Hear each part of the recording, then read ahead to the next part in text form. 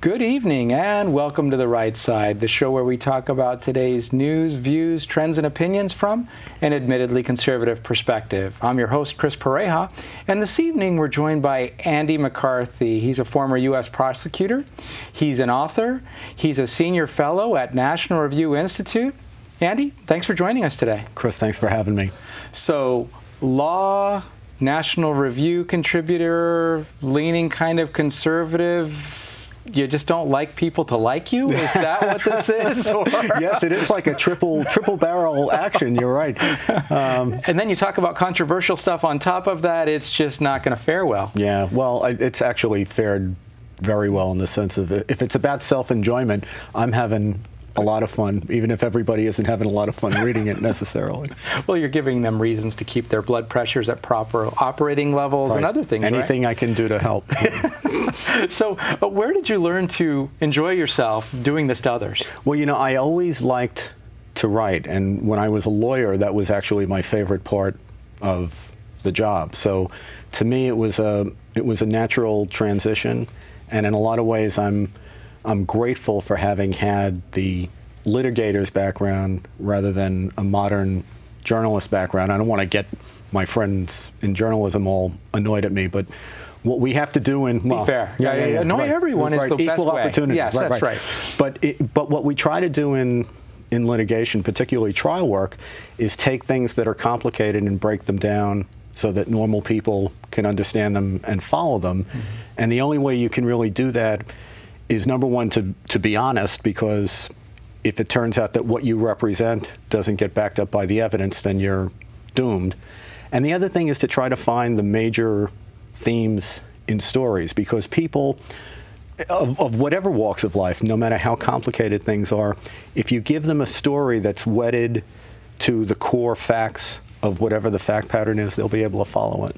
Well, and also going ahead and presenting a compelling argument. Right. A lot of times, journalism's known for projecting opinions, but how compelling it is, how well it's argued, and everything sometimes does fall by the wayside in just in an attempt to just tick people off without necessarily, as you said, using fact. You're talking about facts in journalism, and that's something that's near and dear to a lot of our hearts. Well, yeah, and the other thing about that's interesting is, in the culture I came from, if you misrepresent something, whether it's an error or worse, you hope it's never worse. But if you make a mistake, and it happens to everyone, you are expected to go in and confess error.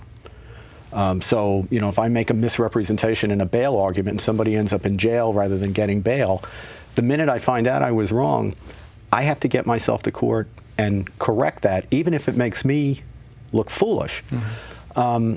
I think journalism could be helped by that culture, because I think there's a lot of clinging to places where you plant your feet, and it turns out when the facts get developed, you were wrong. There's a lot of rationalizing rather than just saying, okay, I screwed that one up. Well, but it also comes to me that you're actually having that legal background. It's not just about taking responsibility for yourself. You've come to the realization that lives truly are on the line, and people can be punished for a very long time for you not doing your job correctly, and that is something I think that journalism needs to understand as well. Yeah, no, I agree with that, but I also think there's something to be said for the idea that we all make mistakes, mm-hmm. and when you make them, confess error. It's not the end of the world, and what people remember in the end is the person who fesses up and says, I got it wrong. Where you lose your credibility, I think, is by clinging to things that make less and less sense as time goes on. Yeah. And honor is also just, I mean, it's a beautiful thing. Yep. So one of the things that you're very well known for currently is the threat of Islam, radical Islam, if you like. How did you go down that path? Where does it come from, being a federal prosecutor and covering things journalistically generally after the transition, but where does Islam come in for you? Well, you know, I was in my office minding my business one day, and the World Trade Center got bombed about 6 blocks away from our office in the U.S. Attorney's Office in New York. And I was eventually asked to take over the investigation, because what we learned was not only that they had carried out this bombing, but that they were planning a second plot, which was a simultaneous bombing of a group of New York City landmarks. So there was one case already on the World Trade Center, and it was impossible for the lawyers who had that to get ready for trial and run an investigation at the same time. I had done a lot of international mafia and narcotics cases. We, back in 1993, really didn't have a template for how you do an international terrorism case. But I guess my experience was as close as whatever we had. So that was the reason I ended up asked to take over the investigation, and it was a life-altering event. It's interesting. I'm wondering how they made that thread from things like the mafia to terrorism. Is it families from foreign countries? What happened? Well, actually, from the law enforcement perspective, and it's interesting how this unfolds, because the big debate afterwards became, is this really a law enforcement problem? But when the bombing happened, it turned out that the wheels of law enforcement went into motion. So it's not like a bunch of people sat around a table and said, is this a crime or is it an act of war? A bombing happened, first responders jumped in, the police jumped in, the FBI jumped in, and the next thing you know, you have people in custody, and then the clock starts to tick and you have to indict them, and you're off to the races. Momentum. Right, exactly, because the system does have a momentum. And I guess from a law enforcement perspective, it wasn't so much that terrorist organizations are like mafia families or drug cartels, because they're not. Right. But there is a certain skill and familiarity involved with dealing with foreign governments and foreign authorities, and when you're trying to collect evidence and have those relationships, that turns out to be important. And understanding the reach and how to get out and get the information while it's still credible. Right. And of course, it turns out then, by that familiarity, if you're being honest, you quickly realize that this system is not geared for terrorism. Right. Because the people who plot against the United States, but for the handful, relatively speaking, who happen to be here, the people who are here are usually not the major players. They're overseas. Right. And they turn out to be in places, some of which are ungovernable, all of which are in places where neither the writ of our courts run, nor do our agencies operate. And as a result, you quickly realize that if you go down the list of all the big terrorists, why did we get them? We didn't get them because we put handcuffs on them in a traditional criminal case. I think bin Laden was under indictment for about 13, 14 years when he finally was gotten in a military operation. Yeah, the military is the one that typically uncovers them. Right. So, you can argue about whether it's a war or a crime, but the reality of the situation actually catches up to you after a while. Right. And so what was it about that case that was life-altering for you? You use those terms. What does that mean? Well, first of all, for a lawyer to have a case like that, which at the time was one of the most, for better or worse, one of the most important cases in the country, and I was in charge of it. So it was, right. Most lawyers would, cut their arm off for that. And there's good and bad that goes with that. The bad is probably what happens to your family while they worry about you. But for a lawyer, it's kind of like, if you're a pitcher, you want to be in the 7th game of the World Series. And in our world, that's what this is. And this actually includes the world versus the World Series, which is more right. localized. Yes, it was the world, civilization, just those kind of trivial things. Higher stakes.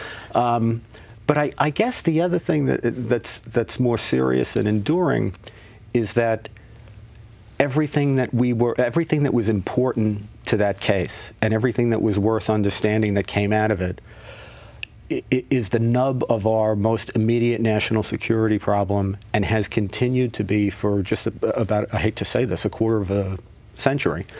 And we were the first people to grapple with it, which meant, there's good and bad that comes out of that right. as well. But I think being forced to be on the front line of it, so to speak, when it first happened and when we were dealing with it as a law enforcement problem, forced me to understand it in a way that if I had been just an observer in the peanut gallery or a journalist, it wouldn't have been the same. Or worse yet, someone who's taking a feed from a journalist who may not have the information in the first place. Right, right. So what was it well, first of all, you're acknowledging at that point you knew it was a security threat. How much have we evolved as a country, or even as a world, if you want to cover it at that level, in being able to effectively identify and reduce that security threat then versus now? I'd say we've devolved, because in 1993, when we didn't have an understanding of what the problem was, what the challenge was, and when it emerged that it was ideological and rooted in a religious doctrine, it was something we didn't want to accept, didn't want to grapple with. And I think it's irresponsible not to grapple with reality when it smacks you in the face, but at the same time, we didn't have 25 years worth of terrorism to rely on. We were dealing with something brand new. It was new to us. Right. Other parts of the world had been experiencing Correct. things. Yeah, absolutely. Right. But, you know, here we are. I mean, that's they really planted their flag here around 1990, actually a little bit earlier than that.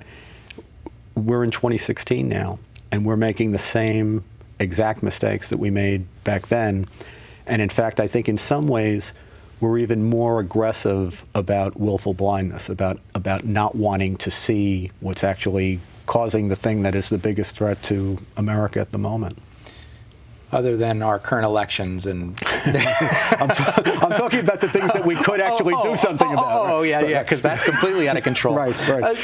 So it's interesting, though, you talk about willful blindness, and yes, there was terrorism that was occurring previously, but because it was new to us, we were only interpreting the bubble that was closest to us. Right. And now it seems that even the media coverage is starting to acknowledge more of the global threat of this flavor of terrorism.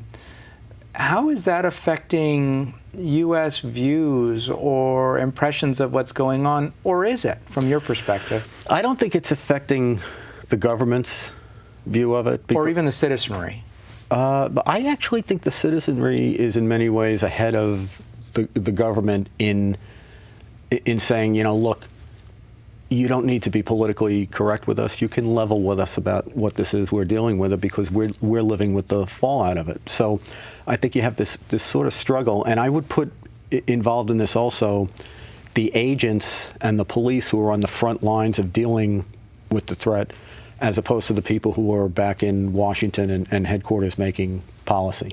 So I think the people who are dealing with the immediacy of mass murder attacks are saying, just be straight with us, and let's get to the root of what this is about. And the government, as it was doing back in 1993, other than in the four corners of our little courtroom in New York, is still trying to construct a sort of a fantasy Islam that, from what I can detect, doesn't have any content other than it's relentlessly peaceful. Other than that, I don't know what doctrines it follows. And it's all based on, I think, a farcical notion that we non-Muslims can define a true peaceful Islam, and somehow, by force of our taking that position, marginalize all the militant elements in Islam, as if they judge themselves by our values and our judgments. And you think somebody at a certain point would say, well, you know, if they regard us as their mortal enemies who have to be conquered, maybe they're not using us as their barometer for what's good. You know?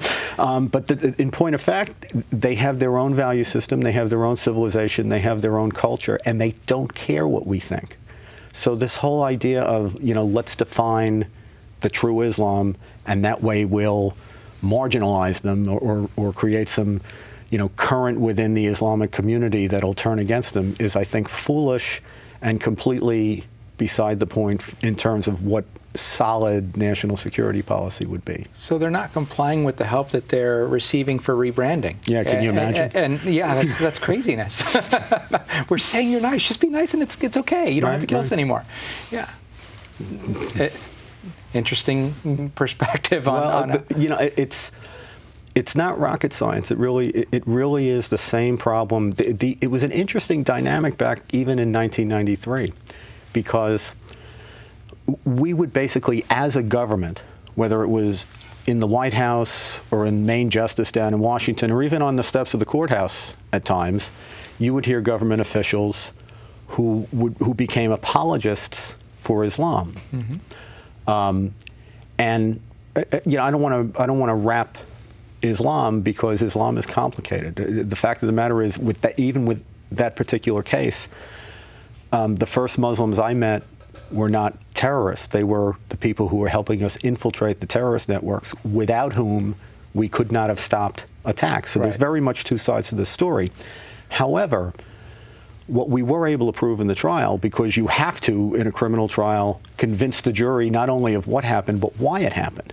So we're able to show them that there's a straight, linear, logical connection between commands to violence in the doctrine, mediating figures like the blind sheikh, who was the main defendant, who was an inspirational character in that world, and the people who he radicalized and inspired to commit terrorist attacks. So there actually is a line, and it is unfortunately rooted in a fundamentalist, literalist interpretation of the doctrine. Now, if you went anywhere else in the U.S. government, you would not have gotten that. But in our courtroom, nobody stopped us. There was no political correctness. It was what the evidence was. And it was kept relatively quiet outside of your courtroom. Well, yeah, there was a little thing going on at exactly the same time as our trial that kind of took attention away. It was called the O.J. Simpson case.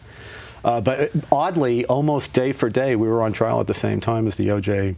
Simpson case. So I guess in most of America, they thought that's what a trial looks like. But I can assure you it wasn't. So, but how has terrorism evolved since then? Before we saw the big scale attacks, we were very concerned that what if this happens again? Now we're seeing these other instances of workplace violence where it's just a lone wolf. It's not a plot. Sure, they're empathetic to these the sheikhs that are declaring war on the infidels, etc. But they're just, it's not organized anymore. It's just individuals. There's no threat. This is the B team. Why is it evolving, or is it just a media ploy to say, oh, you're not really a threat except for just individuals who could disintegrate you? Well, you know, it's a great question. In a way, it's evolving because there's more of it. You know, if we've learned one thing, it should be that if you give these guys time and space to operate, they will conduct attacks. And if you look at ISIS, which is really just Al-Qaeda 2.0, it's actually a breakaway faction of Al-Qaeda. And by the way, that doesn't mean Al-Qaeda's gone away. So Al-Qaeda's resurgent, and you have this ISIS, which now controls territory. I mean, it goes up and down. But at one point in 2014, they controlled more territory than Great Britain.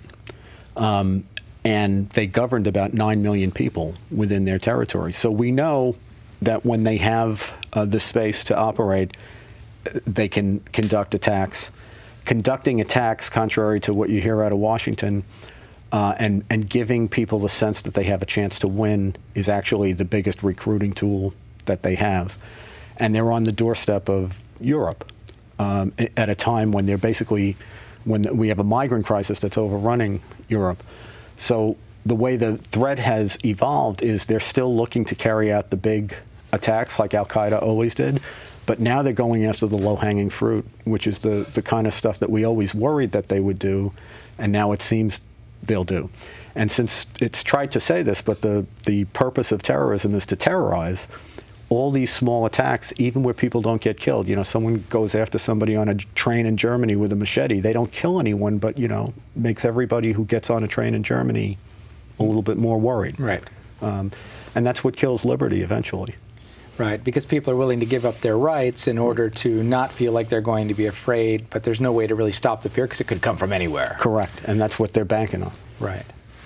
And so you talked about the idea that trying to rebrand Islam and trying to really define what it is, and that it's all good, it's all peace, it's not a problem, and it's just a few crazy people, isn't the effective way to solve this problem. Do you have any ideas of what might be the effective way to solve the problem? I really think the formula for winning, and I want to win. I don't want to contain it. I want to win. I know that's radical. It's very intolerant. To win? Yeah, about 5 minutes ago, that's what America used to want to do. Just have a participation trophy and be done with it. Right. Everybody gets it. Everybody wins. Right. Yeah, everybody wins. Maybe they'll be happy with a trophy. Right. Yeah. Well, but you know, President Bush announced a policy about a week after the 9/11 attacks, which I think is still the right policy. Now, it's very difficult to implement, but it's simple, it's straightforward, and it's right. And that is, wherever jihadists operate in the world, without geographical limitation, you have to deny them space. You have to attack them militarily. You're not going to bring them around. We're not going to have an armistice with them. They have to be killed or captured. States, countries that facilitate terrorists have to be treated as if they're hostiles. That doesn't mean we have to invade every country, but we have to use every lever of government to squeeze them until they either change their policy or we get regime change. And the one addendum I would add that President Bush didn't have in that Bush doctrine is we have to understand the depth of the threat. So behind the jihadists are just the front line. They want to implement Sharia by violence. Behind them, there's a civilizational threat, a kind of a stealth jihad that's based on the idea of Sharia encroachment, where they want to win the battle culturally, in the legal system, among the opinion elites, etc. That needs to be combated ideologically. So you do recommend military might, not just strongly worded letters? That's not going to be enough to solve the problem? Well, because it takes so much time to translate them into Arabic. You might as well, nuances of the translation may not be as harsh as we intended. Right. Well, any other thoughts on just how great, looking at it from all of these different angles, anything else that you want to leave us with to ponder? We've got like a minute left. I think we can't overlook the civilizational jihad. Okay. We want to focus on the jihadists, which is understandable because they're the immediate threat. But the cauldrons in which radicalization occurs, and where you have recruitment and fundraising and inspiration to jihad, are these areas that become Sharia enclaves. And unless we deal with that, we're going to be dealing with terrorism that falls out from it for a long time. Okay. And so I'm sure there are going to be people that have questions or who would love to just argue with you. Right. What's the best way for them to go about doing that? Well, my website is andrewcmccarthy.com. I write at National Review regularly. We have a wonderful website with terrific writers, nationalreview.com. And I'm out there on Twitter, although I try not to be too often, because if you start, it's hard to get off, Yeah, whirlwind. And your Twitter handle is? Andrew C. McCarthy, at Andrew C. McCarthy. Well, thanks for joining us. If you'll hold on for just a moment, we'll be back after a word from our underwriters, the Conservative Forum.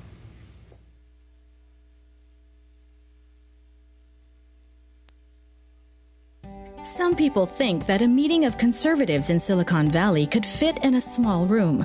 In fact, when the Conservative Forum was founded in 2003, we did meet in a small room, a coffee shop in San Jose. It doesn't get more grassroots than this. It may surprise you that there are thousands of people right here in Silicon Valley who share your principles of liberty, free markets, and limited government. Since our humble beginnings in that coffee shop, we've outgrown 3 meeting halls. From San Jose to Gilroy to Mill Valley, we bring hundreds of people together each month from all over the Bay Area to promote the principles of American liberty. How do we do it? It starts with a stellar lineup of speakers. Speakers like Steve Forbes, Senator Jim DeMint, Dr. Victor Davis Hanson, Lieutenant Colonel Alan West, Andrew Breitbart, Pamela Geller, and many others. These speakers passionately articulate our shared principles and remind us why conservatism isn't just the smart choice, it's also the moral choice. Our monthly meetings are only one dimension of the forum. We underwrite The Right Side, a monthly television show on cable access channel KMVT. We also host a monthly Constitution discussion group and provide tables at our meetings for more than a dozen local groups who share our love of liberty to promote their specific cause. The Conservative Forum is the premier place in Silicon Valley for conservatives to gather, become invigorated, motivated, and empowered. We welcome guests to our monthly meetings and offer special discounted pricing to first-time visitors. Take a look at our speaker lineup in the coming months and join us to learn why we say liberty is made in America.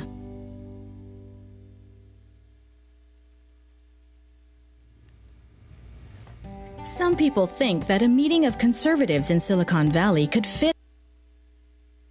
And that was a word from our underwriters, the Conservative Forum. And we appreciate them immensely. They've made this show possible for the last 4 seasons, and now this is the 5th. But what they're really best known for is their speaker series. And that occurs the second Tuesday, typically, of each month at the IFES Portuguese Hall at 432 Stearland Road here in Mountain View, about 3 minutes from the studio. And their speaker series is the reason we were actually able to bring Andy in this evening to share. But in September, Cam Edwards, the host of NRA News and Cam & Company, will be joining us.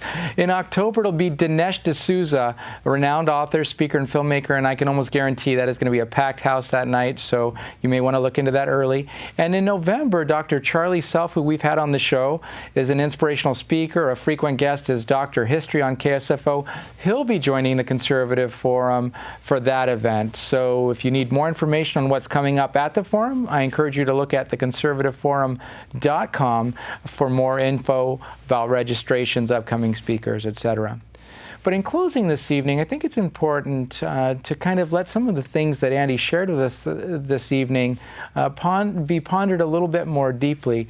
We have all of the sensationalism about what Islam is and what it isn't, about who's safe and who isn't, about what's workplace violence versus a terrorist attack. But Andy's actually seen things from the inside and brings a different perspective that I personally enjoyed and learned a lot from, and I'm sure you did as well. But again, to learn more about him, you'll want to check out andrewcmccarthy.com or reach out to the National Review website, research more, and reach out to him with questions that you may have. Throw flaming darts. He's assured me he can handle it. And just learn more about whether your perspectives are on, off, or need to be grown. We thank you for joining us this evening, and we look forward to visiting with you again either here or on the show sometime soon. But if you just can't wait, you can also reach out to us at therightside.tv@gmail.com. We appreciate you joining us, and this has been Chris Pareja on The Right Side. See you again soon.